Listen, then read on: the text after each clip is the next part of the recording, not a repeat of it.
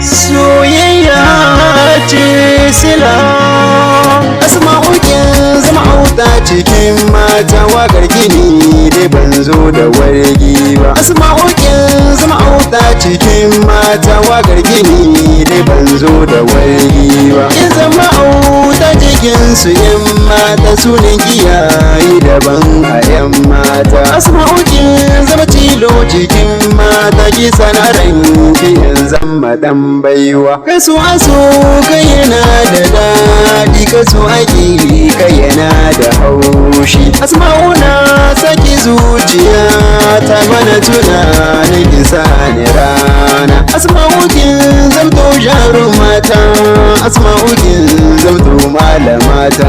Sunan ki tsara wata mai haske, kowa ga tsara wata zai kullo. Asma'u ta wadiyar filani, kowa ya ganta tana da haske. Tafiya take tana taku daidai, takun da take ya zarce na yan mata. Bari take ta idanu warwarwar, hasken idan ta ya zama abin kallo. Ki zama laili in zan majnunin ki, akan ki zan iya ba da rai fansa. Rashin ki na zai sani kunci da damuwa, ba zan daina kuka ba. Idan na ganki tare da ni, farin ciki ba zai mini rata ba. Asma'u kin zama auta cikin mata, na san da san ki zan je kushewa. Asma'u diyar filani da girma, na san filani kuna da kara. Haɗin Allah ne ba na mutum ba, duk wanda zai raba mu bai kai ba. Burin da nake yi daɗi da rana, ki zama mama abun biyana.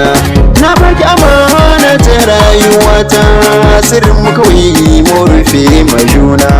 Ƙaunar da nake miki a zuciyata, kin san da cewa tana da girma. Kin yi kama da zinariya, hancin ki tas yana ta kyalli. Asma'u zan so ki gane cewa mai so ka so shi yana da daɗi.